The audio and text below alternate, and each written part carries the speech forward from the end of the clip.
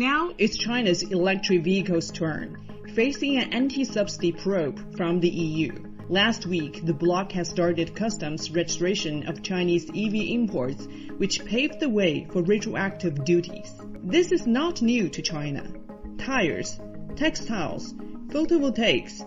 Since joining the World Trade Organization, countries like the US, Japan, and those in Europe who cannot compete with China in certain sectors have often resorted to numerous anti-dumping and anti-subsidy measures. However, this time it focuses on a more advanced product category, automobiles.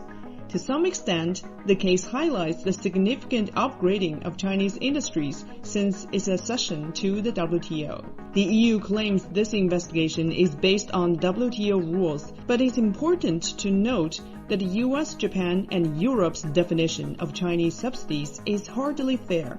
For example, they consider state-owned commercial banks as public bodies, and thus low-interest loans obtained from these banks and guarantees provided by state-owned enterprises or institutions are considered state subsidies. It's important to note that China's state-owned banks have been operating commercially and are publicly listed companies for years.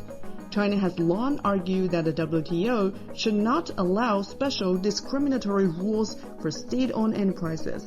However, this issue remained unresolved.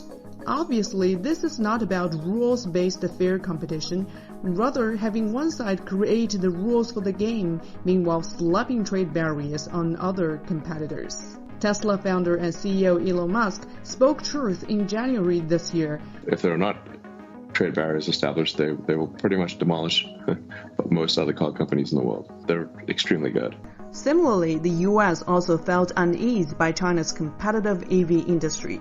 And the card they play is again national security concerns. Commerce Secretary Raimondo claimed in January that the Chinese electric vehicles could pose a national security risk to the United States, referring to them as iPhones on wheels. This is quite confusing. Is Raimondo suggesting that iPhones, an American product, should also be considered a national security risk to other countries and subsequent measures should be taken against them? Another point of interest is that this anti-subsidy investigation by the EU is the first of its kind conducted without a complaint from the industry itself. In the past, such probes were started because of industry complaints, but not this time.